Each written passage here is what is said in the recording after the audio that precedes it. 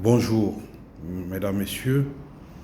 Euh, cette communication porte sur le séminaire euh, sur le contentieux des droits de l'homme.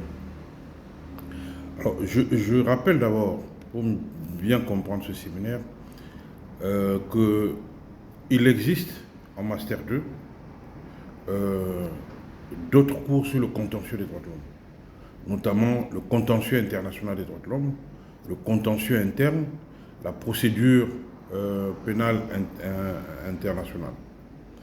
Donc, ce séminaire est un séminaire introductif au contentieux des droits de l'homme. Il permet non seulement d'apprivoiser les procédures, les institutions, les mécanismes, etc., mais surtout d'avoir un regard critique sur le contentieux des droits de l'homme. Voilà l'objectif et l'intérêt de ce séminaire. Nous verrons donc, dans un premier chapitre, nous discuterons des orientations et des finalités du contentieux des droits de l'homme. Puis, dans un second chapitre, nous discuterons avec un regard critique de l'état des lieux du contentieux international des droits de l'homme. Mais avant cela, je voudrais tenir un propos introductif qui nous permet de mieux approfondir le sens et l'intérêt de ce séminaire. Alors, déjà, nous constatons que aujourd'hui, les droits fondamentaux, les droits de l'homme, irradient l'ensemble des branches du droit et nourrissent un important contentieux, tant devant les juridictions internes, les juridictions nationales, que devant les juridictions internationales. Et devant le juge interne, le contentieux des droits de l'homme, il est transversal. On le trouve aussi bien en matière civile, en matière pénale, en matière administrative, en matière constitutionnelle. Donc ce n'est pas un contentieux qui est cantonné dans un domaine donné, puisqu'il peut s'agir des questions de réparation, d'indemnisation devant le juge civil, il peut s'agir des questions de répression, de protection des victimes devant le juge pénal, il peut s'agir des questions de recours pour excès de pouvoir ou d'annulation d'un acte administratif violant certains droits. Il peut s'agir également d'un recours, lorsque le droit interne le permet, devant le juge constitutionnel, soit en matière électorale, mais soit aussi dans un contentieux des libertés, lorsque les textes internes le permettent. Mais sur ce point, chaque pays a sa spécificité. Donc c'est un contentieux qui est vaste, qui est technique et complexe. C'est donc dire que l'étude du contentieux des droits de l'homme que nous abordons ici vise à initier l'étudiant aux aspects normatifs, institutionnels et procéduraux, mais surtout l'amener à la maîtrise des pratiques professionnelles propres à ces domaines. Il est donc important pour l'étudiant d'acquérir une connaissance appréciable du droit rattaché à ces domaines, mais il doit aussi aborder cette connaissance juridique sous un angle critique pour lui permettre d'en tirer un ensemble de principes susceptibles de guider utilement demain son agir professionnel.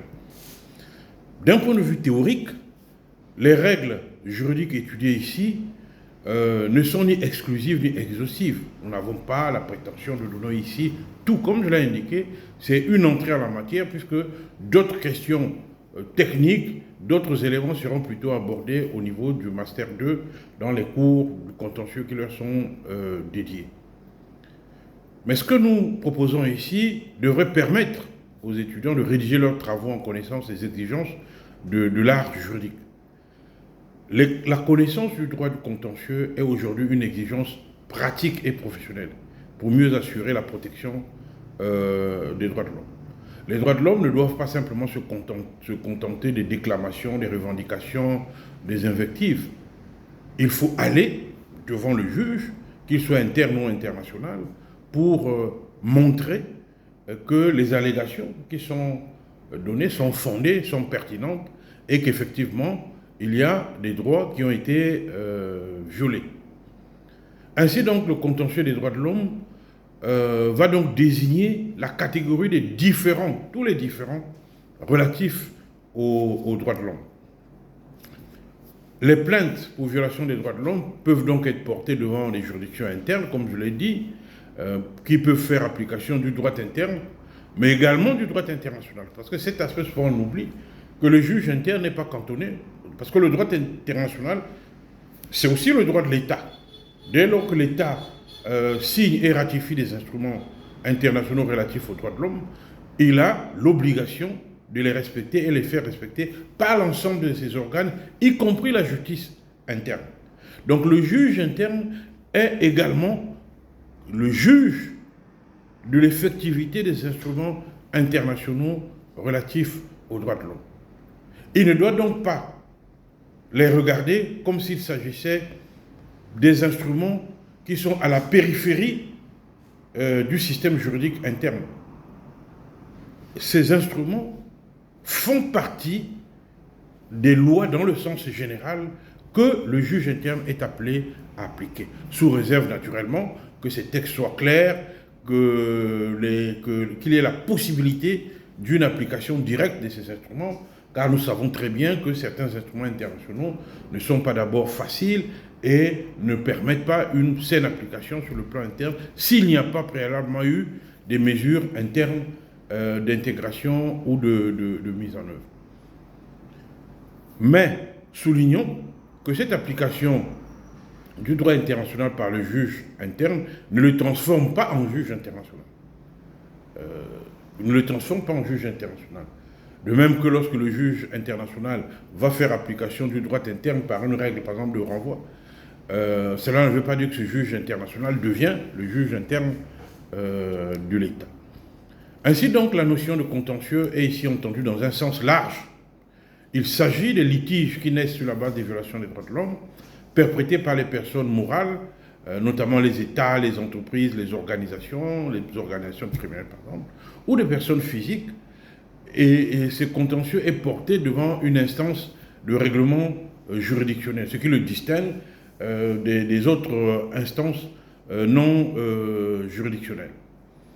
Rappelons que cet enseignement ne s'adresse pas exclusivement aux juristes, puisqu'il permet de proposer une réflexion critique sur la place du contentieux dans la dynamique des protections des droits de l'homme. Le but est donc de permettre, au contraire, d'avoir une vision critique du contentieux, de le comprendre dans ses grandes lignes, puis d'en évaluer l'efficacité au regard de l'action générale de la protection des droits de l'homme. Alors, quelques points méritent notre attention dans cette introduction. D'abord, soulignons la complexité de la garantie des droits de l'homme. Cette complexité se comprend par la diversité des normes, la multiplication des institutions, la prolifération des procédures, etc., etc. Et donc, il y a là, on a l'impression qu'il y a une broussaille aujourd'hui des normes d'inégale valeur juridique qui ne permettent pas toujours d'avoir une vision claire de ce qu'on peut entendre par contentieux des droits de l'homme. Les droits de l'homme eux-mêmes, leur signification est affaire de temps. Celui qu'il faut pour permettre à la diversité des conceptions de s'accorder pour dégager un consensus universel sur l'application de telle ou telle norme. Mais la garantie de ces droits est affaire d'institution. Non pas que le droit serait doué des vertus, de toutes les vertus, mais parce que la mise en distance qu'il produit permet la construction d'un espace de protection contre les formes spontanées ou primitives de l'arbitraire. Encore faut-il que l'ensemble tienne, non seulement que les droits de l'homme, comme dirait le doyen Vedel, illuminent les consciences individuelles, mais encore, il informe sans cesse sur la pratique quotidienne des hommes. On peut donc, à ce titre, dire aujourd'hui qu'il n'y a pas d'autre choix pour les uns et les autres que de répandre cette culture des droits de l'homme pour qu'advienne un monde débarrassé de la peur et de la misère, qui sont les objectifs principaux de la Charte des Nations Unies et des instruments juridiques subséquents. Ce contentieux, il est interne. On peut donc s'interroger sur la consistance des institutions internes au regard de la protection des droits de l'homme. Point n'est nécessaire ici d'évoquer toutes les difficultés qu'il y a à mettre en place une justice indépendante. On peut s'interroger sur toutes les difficultés qu'il y a à garantir un procès équitable, à assurer les droits de la défense sur le plan interne. Et face à toutes ces difficultés, parfois on se dit, oui, qu'est-ce que le système juridique interne peut apporter à la protection des droits de l'homme? Un système qui n'est pas nécessairement indépendant, etc., etc. Donc tout ça, ce sont des débats critiques qu'il faut avoir. Il ne faut pas avoir une attitude contemplative devant la justice interne. Il faut l'observer, l'analyser, regarder si les règles et les valeurs d'une justice indépendante sont pour mieux garanties dans le pays. Si les règles du procès équitable, du délai raisonnable sont respectées, si les juges s'approprient les normes internationales qui obligent l'État et en font usage lorsque c'est nécessaire et pertinent. Autant de questions qui doivent être posées sur la table de la discussion et de l'évaluation du contentieux interne des droits de l'homme. Quant au contentieux international lui-même, je l'ai indiqué, sa complexité, la diversité des procédures et ses institutions. Il est civil en ce sens où des personnes peuvent saisir certaines instances pour obtenir réparation suite aux violations de leurs droits, mais il est également pénal, ce contentieux international, dès lors que nous nous orientons dans le cadre de la justice pénale internationale, notamment devant la Cour pénale internationale. Et donc, là aussi, on peut avoir un regard critique sur cette justice internationale. Son degré d'indépendance, sa capacité à s'approprier tous les faits de façon universelle, sans arrière-pensée géopolitique. Donc là aussi, l'on voit quelle peut être la place du justiciable ordinaire dans le système international. En a-t-il les moyens, notamment financiers, de se faire accompagner par des avocats, par des experts, etc., face à la redoutable machine du procureur, par exemple, de la Cour pénale internationale, qui dispose des moyens et qui dispose du temps. Et donc, est-ce qu'on peut dire que cette justice est indépendante? Est-ce qu'on peut dire que le bureau du procureur, la CPI, est réellement indépendant lorsqu'on voit qu'il ne s'attaque ici qu'à tel fait, à tel crime, alors que le même crime commis là lui laisse de marbre? Donc autant d'interrogations sur la justice interne et sur la justice internationale. Une quatrième question préoccupante en ce qui concerne le contentieux des droits de l'homme, c'est la question de la preuve. Parce que les preuves sont essentielles pour la préparation et le bon déroulement d'une action en justice. Parce qu'il faut bien prouver, par exemple, que le crime a bien eu lieu et que la personne qui est poursuivie en est bien l'auteur. Il faut bien établir le lien entre les faits qui sont présentés et la personne qui est poursuivie. Donc, la preuve est quelque chose d'essentiel pour la manifestation de la vérité et la mise en œuvre de la responsabilité dans le cadre du contentieux des droits de l'homme. Mais de quelle preuve il s'agit? De quelle preuve il s'agit? Les sources de preuves comprennent les déclarations des victimes, les déclarations des témoins, les rapports d'experts, les documents, les enregistrements vidéo, audio, les rapports médicaux, les preuves physiques et médico-légales, etc., etc., les journaux et les sources secondaires. Et là, beaucoup d'interrogations sur la pertinence et la qualité de la preuve dans le contentieux des droits de l'homme. Parce qu'évidemment, lorsqu'on parle des disparitions forcées, il est souvent difficile parfois de retrouver les corps, de savoir qui était là pour obtenir les témoignages. Il y a des risques, des menaces, des intimidations, l'usage de la violence, la corruption. Donc la preuve n'est pas quelque chose de très facile dans le contentieux des droits de l'homme. Lorsque les organisations de défense des droits de l'homme documentent des cas de disparition forcée, par exemple, lorsque les avocats et les experts médico-légaux trouveront des conseils utiles dans le manuel pour enquêter de manière efficace sur la torture et haute peine humaine, haute peine ou traitement cruel, inhumain ou dégradant, dans le cas du protocole d'Istanbul, ou bien lorsqu'ils trouveront des repères dans le protocole du Minnesota relatif aux enquêtes sur les décès résultant potentiellement d'actes illégaux. Donc, protocole d'Istanbul, protocole du Minnesota, ces textes, je vous prie de les télécharger sur Internet pour les lire, pour comprendre. Ce sont des textes importants pour les avocats et les experts. Mais tout ça, parfois, est balayé revers la main par le cynisme de certains acteurs qui auront eu tendance à minorer ces preuves, les relativiser, les fragiliser. Les types de preuves nécessaires dépendent du type de procédure et la charge de la preuve requise. Dans toute affaire, notamment pénale, il est nécessaire de prouver au-delà de tout doute raisonnable, je dis au-delà de tout doute raisonnable, que l'accusé a effectivement commis le crime en question.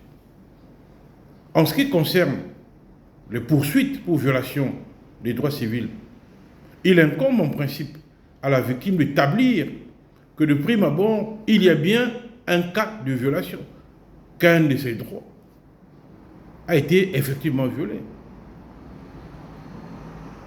Mais il y a aussi des cas exceptionnels où la charge de la preuve s'inverse, où parfois il appartient alors à l'État de clarifier par exemple le lieu où se trouve la personne disparue. Donc, la preuve, la bataille de la preuve est l'une des batailles déterminantes dans le contentieux des droits de l'homme. C'est donc pour dire que cette discussion introductive, ce cours, ce séminaire introductif sur le contentieux des droits de l'homme est organisé de manière à stimuler la réflexion stratégique des étudiants autour des cas nécessitant d'utiliser les outils juridiques variés et leur créativité, à générer leur créativité intellectuelle. Ce séminaire vise également à apprendre aux étudiants à travailler en équipe afin de mener des discussions et d'interroger la pertinence des preuves souvent qui sont mises sur la table. C'est donc une invitation qui est faite à une réflexion critique sur le contentieux. Il ne s'agit pas de sombrer dans le labyrinthe de la technicité juridique. Ça, ce sont des éléments que nous verrons plus tard, lorsqu'il s'agira de rentrer dans le fond, par exemple, de la procédure pénale internationale en Master 2, de rentrer dans le fond de la procédure devant la Cour africaine des droits de l'homme, devant le Comité des droits de l'homme, devant le Comité contre la torture, etc., etc. Mais ici, l'on voudrait, avant cette entrée dans la matière technique, d'avoir une certaine distance critique vis-à-vis de ce contentieux, de l'interroger et de s'interroger sur sa pertinence, son effectivité et son efficacité. Ce regard critique doit donc permettre à celui qui suit ce séminaire d'être capable de lire, d'analyser, de discuter de ce contentieux relatif aux droits de l'homme avec un esprit ouvert. Et il doit nous permettre également de comprendre et d'analyser des cas de justice et droits de l'homme, d'observer de façon critique si la stratégie contentieuse adoptée était la bonne, et surtout de voir si les solutions proposées par le tribunal sont pertinentes et fondées en droit. Donc, autant de qualités qui seront requises demain pour s'attaquer véritablement aux aspects les plus techniques, aux aspects procéduraux du contentieux interne ou international des droits de l'homme. Voilà ce que vise ce séminaire introductif. Alors, allons donc au fond de nos développements après cette introduction pour voir dans un premier chapitre les orientations et les finalités du contentieux des droits de l'homme. Alors, dans le cours de théorie générale des droits de l'homme, nous avons déjà rappelé l'intelligibilité, la fondamentalité, l'interdisciplinarité des droits de l'homme. Point de besoin ici de revenir de façon surabondante sur ces principes. Nous allons donc simplement montrer que le droit à un tribunal est un droit garanti. Le droit à un tribunal est un droit garanti. Nous le retrouvons d'abord déjà à l'article 14, alinéa 1er du pacte international relatif aux droits civils et politiques, et surtout à l'article 8 de la Déclaration universelle des droits de l'homme, qui dit clairement que toute personne a droit à un recours effectif devant les juridictions nationales compétentes contre les actes violents des droits fondamentaux qui lui sont reconnus par la Constitution ou par la loi. Donc, il existe le droit à un tribunal qui doit être exercé par tout justiciable, par les victimes, dans la mesure où les procédures leur permettent, tant sur le plan interne que sur le plan international. Donc, il existe le droit à un tribunal. Indépendamment de l'action, des résultats de l'action, le droit à un tribunal lui-même peut déjà faire l'objet de violations et de contestations. Ce sont des questions de l'accès aux juridictions, les conditions de justiciabilité, etc. Ce qui nous permet d'avoir un regard sur la théorie du contentieux des droits de l'homme. Rappelons d'abord que les droits de l'homme, dès qu'ils sortent des arènes politiques et académiques, s'incarnent dans des femmes et des hommes qui relèvent d'états et de systèmes politiques, de modes de vie, de culture, de techniques de production et des confessions religieuses différentes. Là se trouvent également à la fois leurs intérêts et leurs difficultés. Certes, nous admettons le caractère universel des droits de l'homme qui exprime l'unité fondamentale de l'espèce humaine, parce que nous sommes tous des êtres humains, notre dignité est un absolu. Mais cette universalité doit, pour exister et prospérer, ne pas non plus être marquée d'un impérialisme culturel ou d'un relativisme culturel. Et donc, le contentieux des droits de l'homme doit également être analysé sous le prisme de cette universalité des droits de l'homme.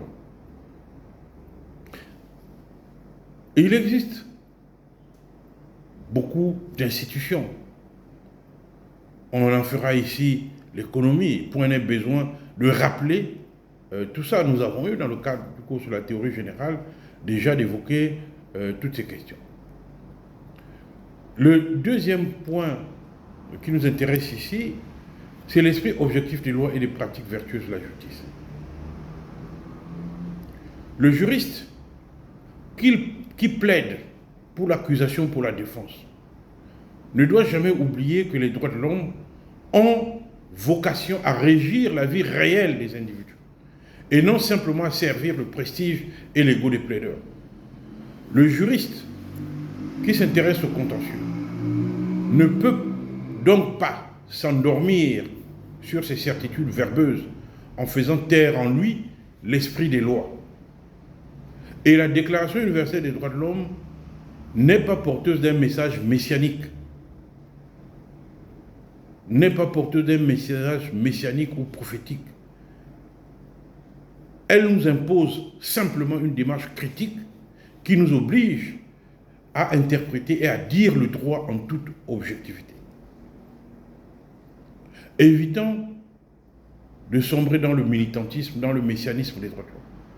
Le juriste doit avoir la distance critique et dire le droit en toute objectivité. La justice s'oppose en particulier à un usage malveillant du droit, notamment les tentations procédurières. Enfin, il n'est pas si facile de distinguer entre la pratique du droit et la réflexion sur le droit. Mais nous n'allons pas approfondir, nous renvoyer ces questions à la théorie du droit.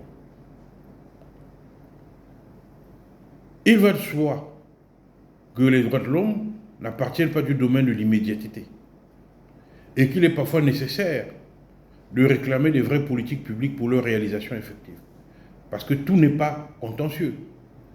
Lorsqu'on voit par exemple les droits économiques et sociaux, il faut bien de l'argent créer des écoles, des hôpitaux, il faut bien des moyens financiers pour mettre en œuvre des politiques d'emploi, tout ça. Et donc on sait très bien que le contentieux à lui seul ne va pas tout résoudre. Nous savons très bien que le chemin de la réalisation sociale des droits de l'homme sont si sinueux et escarpés qu'ils découragent bien souvent ceux qui tentent de les emprunter. Mais enfin, les droits de l'homme ne peuvent pas se contenter de la logomachie verbeuse. Il faut bien qu'à un moment, on dise oui, il faut aller devant le juge pour faire constater la violation, obtenir la sanction, obtenir la réparation, obtenir la protection. C'est là l'intérêt du contentieux. Les droits de l'homme ne peuvent pas se contenter des dynamiques militantes, des discours, des conférences, des séminaires, etc. Il faut bien vivre les droits de l'homme au quotidien, aller au corps à corps judiciaire avec des preuves pour démontrer que tel instrument a effectivement été violé et que c'est tel État qui a commis la violation ou tel individu qui en est l'auteur et doit être pénalement sanctionné. Il faut donc inviter les organisations de défense des droits de l'homme à inclure de manière pratique dans leur stratégie le contentieux des droits de l'homme comme un levier important de la protection des droits de l'homme. Il ne saurait y avoir protection des droits de l'homme sans cette dimension contentieuse. Parce qu'au fond, le droit n'est pas seulement une méthode de raisonnement, une technique pour justifier ou rejeter des solutions.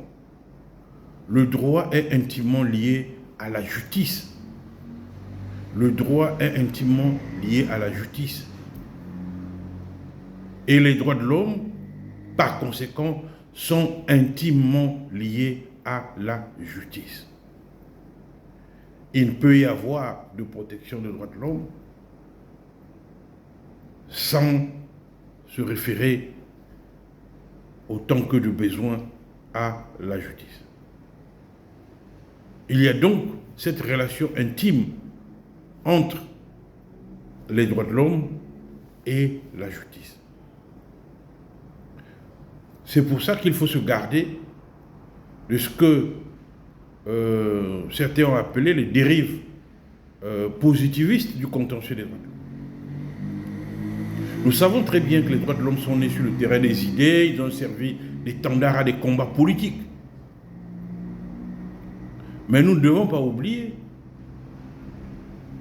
que ces droits de l'homme doivent être consacrés également dans le droit positif, ce qu'on appelle le droit en vigueur.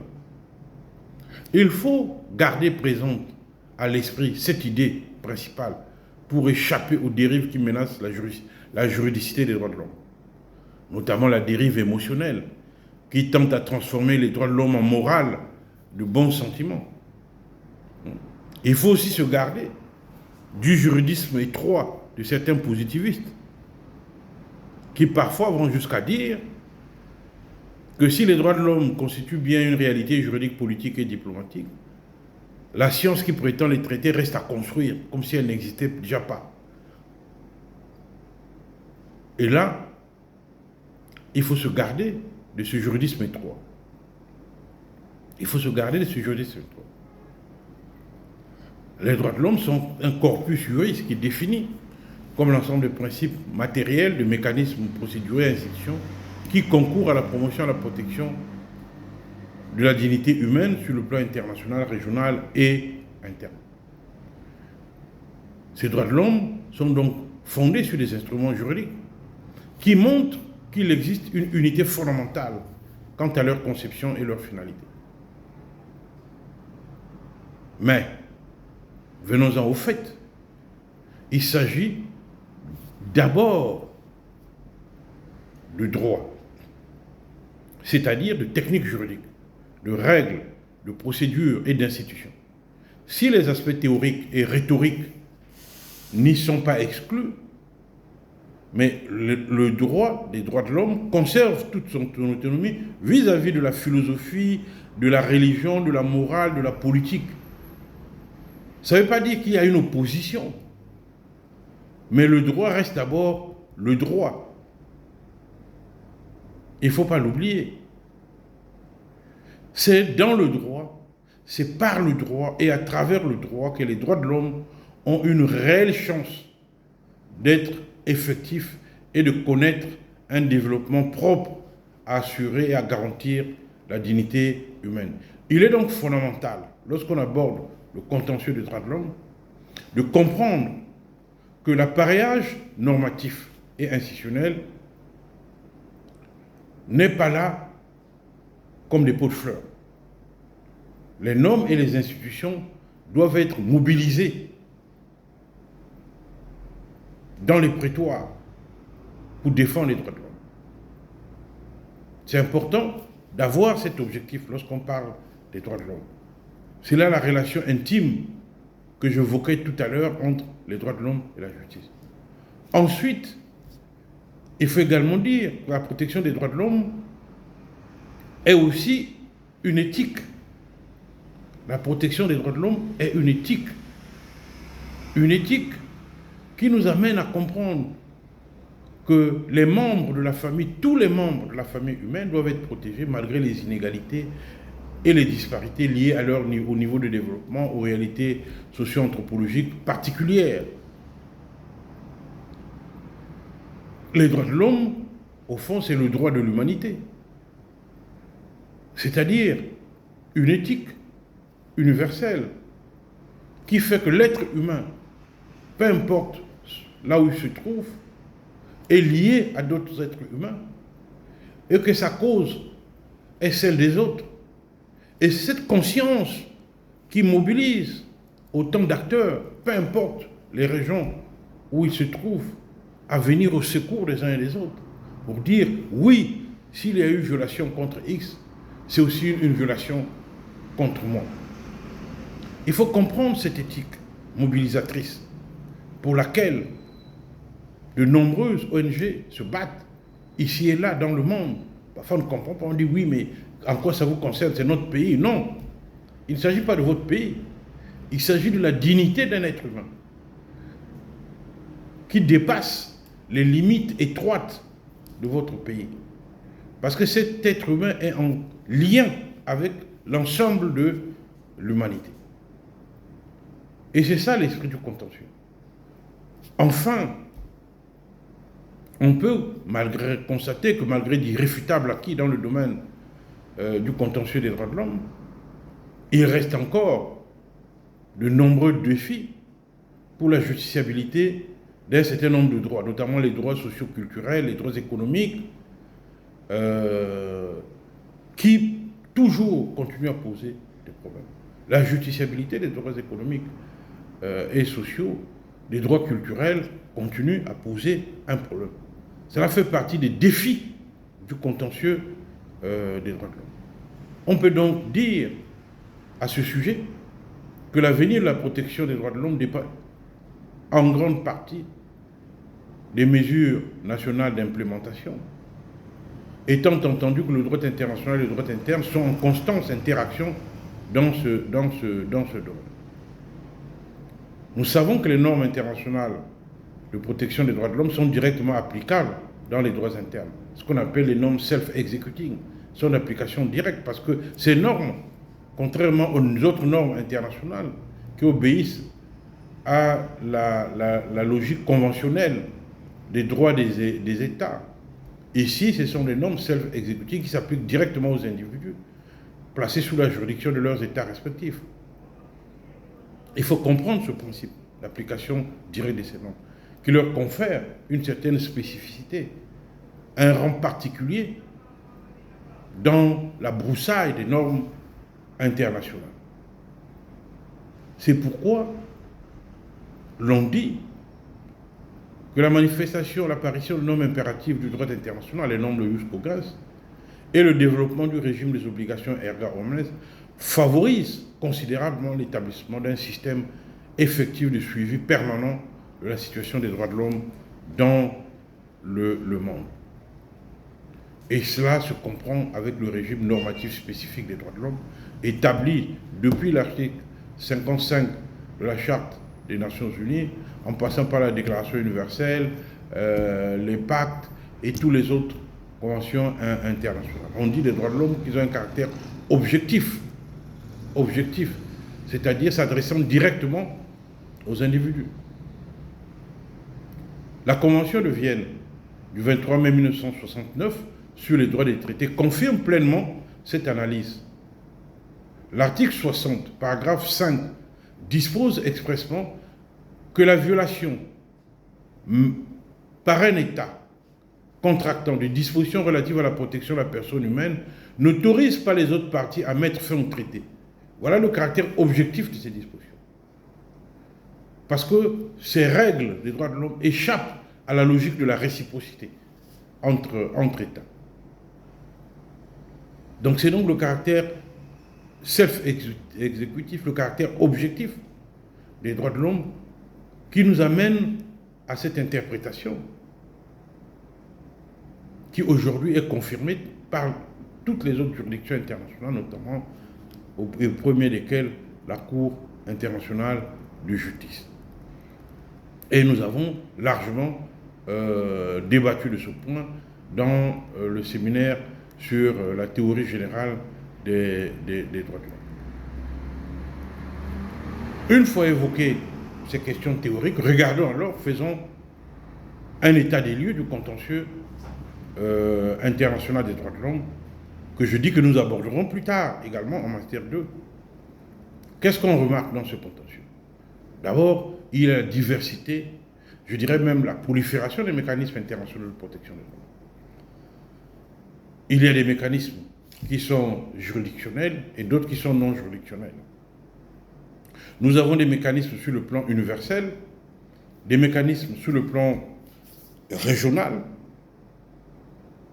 sans qu'il y ait nécessairement une hiérarchie entre les deux. Il faut comprendre que la Cour internationale de justice n'est pas une juridiction d'appel, par exemple, pour la Cour africaine des droits de l'homme ou pour la Cour européenne des droits de l'homme, non. Chaque juridiction a ses statuts, a son autonomie. C'est vrai que la jurisprudence de l'une peut inspirer l'autre, mais il n'en reste pas moins que chaque juge international est indépendant. Et lorsqu'on observe les mécanismes universels de protection des droits de l'homme, nous regardons là-dedans que ce qu'on dit de juridictionnel est plutôt quasi-juridictionnel.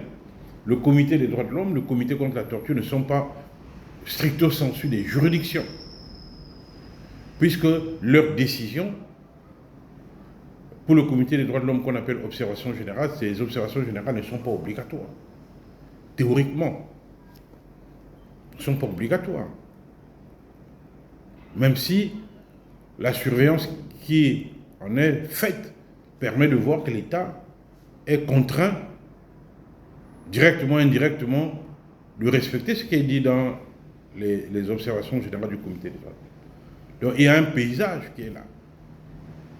Ensuite, nous avons le système régional de protection des droits de l'homme.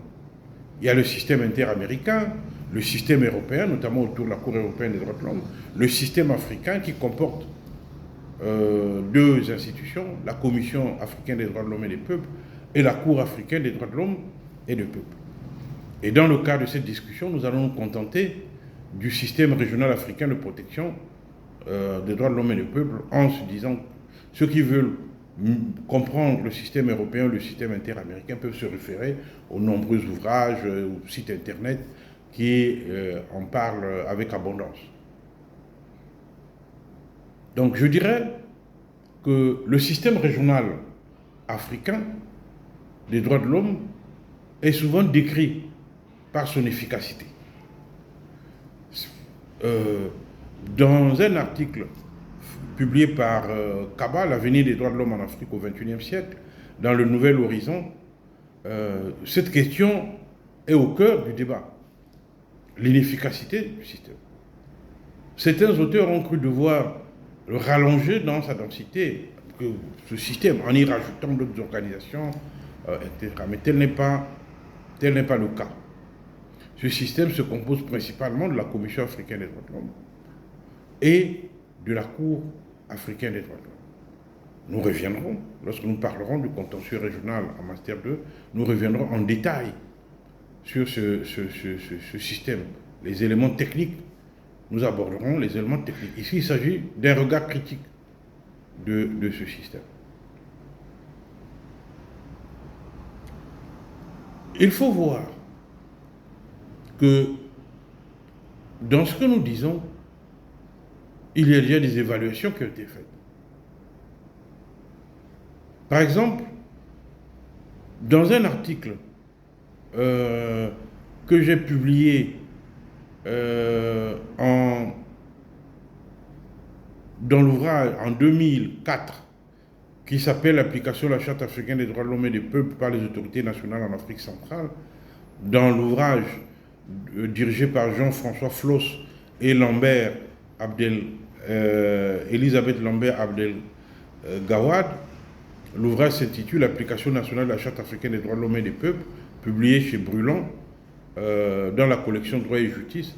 Dans cet article, j'ai fait observer que la grande majorité des juges, avocats et justiciables africains préfèrent faire confiance aux instruments internes plus connus. Tant le monde de la justice est très incertain en Afrique au regard des pratiques de corruption, de vénalité et de méconnaissance des règles internationales à côté des pratiques traditionnelles. Cependant, point est besoin de rappeler qu'en ratifiant la charte, sans prendre les dispositions nécessaires pour mettre les lois en conformité avec les dispositions, la Commission africaine considère que l'État n'a pas respecté ses obligations au titre de l'article 1er de la Charte africaine des droits de l'homme. C'est une décision de la Commission dans l'affaire 251-2002, Lawyer for Human Rights contre le Royaume de Swaziland, 37e session, 27 avril 11 mai 2005. Ceci est publié dans le 18e rapport de la Commission africaine des droits de l'homme. Donc, vous ratifiez la charte, il vous faut ensuite prendre des mesures internes d'application de cette charte, y compris naturellement la reconnaissance de la compétence pour les recours individuels. Sans quoi, l'on peut dire que votre ratification est symbolique. Donc, le regard critique que nous portons sur le système africain nous amène à dire que d'abord, que la Commission ou la Cour africaine ne peut se saisir véritablement d'une affaire que lorsque les voies de recours internes ont été épuisées et qu'aucune action n'est menée devant une autre juridiction internationale pour éviter une litiscence. Mais la règle d'épuisement de voies de recours interne est une règle complexe, difficile, parfois handicapante. Elle est même dissuasive pour certains, parce que générant des incertitudes pour savoir si le juge africain saisi se déclarera compétent ou non. Il y a donc des incertitudes sur ça. On peut donc discuter de cette règle de l'épuisement de voies de recours interne. C'est vrai qu'elle a un aspect positif dans ce sens où on demande d'abord aux victimes de s'adresser d'abord au juge le plus proche des faits, c'est-à-dire le juge interne. On ne peut aller devant le juge international que lorsque le juge interne a déjà été saisi et qu'on n'est pas satisfait de la décision qu'il a rendue. Mais en même temps, cette règle d'épuisement de voies de recours interne pose beaucoup de problèmes. On l'a vu dans de nombreuses affaires qui ont été rejetées parce qu'on a estimé que le plaignant n'a pas épuisé les voies de recours interne. Un autre problème critique que nous pouvons soulever,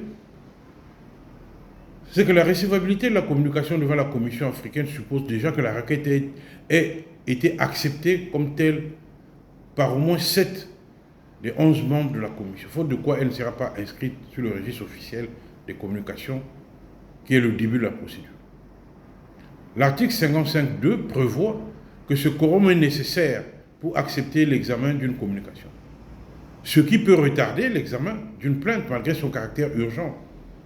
De même que la saisine de la Commission africaine ne doit pas se transformer en une entreprise calomnieuse contre les États. Or, beaucoup d'États considèrent que le fait même de dire qu'un droit a été violé est déjà une calomnie. Nous n'avons qu'à voir les déclarations des gouvernements. Donc là aussi, qu'est-ce que c'est une entreprise calomnieuse? Dire qu'on a été victime d'une violation des droits, est-ce une calomnie? Oui. Donc on peut s'interroger. Lorsqu'on parle par exemple des barbarismes gouvernementaux, la Commission a déjà qualifié de telles allégations d'insultantes. Dans une affaire qui concerne le Cameroun, l'affaire 65-92, où la communication a été jugée irrécevable parce que la Ligue camerounaise des droits de l'homme qualifie le régime politique camerounais de 30 années d'un régime néocolonial criminel incarné par le duo Ahidjo-Biya. Troisième élément critique à discuter, la Commission ne rend que des recommandations, alors que la Cour africaine rend des arrêts obligatoires. Par conséquent, les recommandations de la Commission n'ont pas l'autorité de la chose jugée, ce qui est le cas pour les arrêts de la Cour. La question est donc de savoir pourquoi les États africains, tous ne reconnaissent pas directement la compétence de la Cour, pour que les plaignants puissent saisir directement la Cour et obtenir des arrêts obligatoires. Donc là aussi, il y a une forme de supercherie. Même si l'on dit que la Commission africaine peut à son tour saisir la Cour africaine lorsqu'elle juge que c'est nécessaire et pertinent. Mais en soi, ce singulier détour est déjà du temps perdu pour quelqu'un qui a déjà commencé son action devant les tribunaux internes et qui, l'on sait, compte tenu des lenteurs judiciaires dans les pays, parfois on est resté 4-5 ans, voire plus, devant le juge interne. Et ce n'est qu'à l'issue de cette longue épreuve, cette longue procédure, qu'on vient donc devant le prétoire international. Mais là encore, il faut passer par la commission qui elle-même parfois prend du temps. Vous voyez bien que parfois il faut une dizaine d'années pour qu'une affaire engagée devant le juge interne aboutisse enfin sur la table de la Cour africaine des droits de l'homme. Donc toutes ces questions-là nous interpellent en ce qui concerne la consistance, l'efficacité et la pertinence du système africain de protection des droits de l'homme. Dernier problème, la question du suivi de l'application des recommandations de la Commission et des arrêts de la Cour. Évidemment, ces deux instances n'ont pas à leur disposition une police pour contraindre les États à appliquer. On s'en remet à la volonté des États condamnés. On s'en remet à la conférence des chefs d'État et de gouvernement de l'Union africaine qui est chargée de faire le suivi. Et là, ça pose problème. Et dans le même sens, lorsque une indemnisation a été décidée, mais l'on renvoie en fait le plaignant devant l'État, car il n'existe pas des règles claires en matière de détermination des indemnisations devant ces instances régionales. L'on est obligé de revenir, une fois qu'on a obtenu la décision, mais revenir encore devant l'État pour pouvoir négocier avec l'État pour obtenir les réparations. Et parfois, ça sombre dans le bon vouloir de l'État. Donc voilà autant de discussions critiques qu'il faut avoir pour comprendre le contentieux des droits de l'homme. Comme vous l'avez compris ici, je n'ai pas souhaité aborder les aspects procéduraux, les aspects techniques. Nous les verrons plus tard. Les conditions de saisine, le déroulement de l'instance, la question technique de la preuve, le prononcé de la décision, les voies de recours. Toutes ces questions, nous les aborderons, que ce soit dans la procédure pénale internationale ou bien dans le contentieux interne et international des droits de l'homme en Master 2. Le but de ces séminaires était donc de procéder à une analyse critique du contentieux des droits de l'homme pour montrer la nécessité de comprendre et de s'approprier les normes et institutions afin de mieux se mobiliser pour aller devant les prétoires. C'est donc l'objectif ici. Aujourd'hui et demain, l'ultime combat pour la communauté internationale est de réaliser dans les idées, dans les pratiques, l'idéal de la dignité humaine. Car c'est le but à atteindre pour la famille humaine. Et le contentieux des droits de l'homme a non seulement une dimension sanctionnatrice et préparatrice, mais le contentieux a également une dimension pédagogique. Une dimension pédagogique. Et dans ce sens, le contentieux participe également à la promotion des droits de l'homme. Voilà, mesdames, messieurs, les éléments essentiels à retenir en ce qui concerne le contentieux des droits de l'homme. Je vous remercie.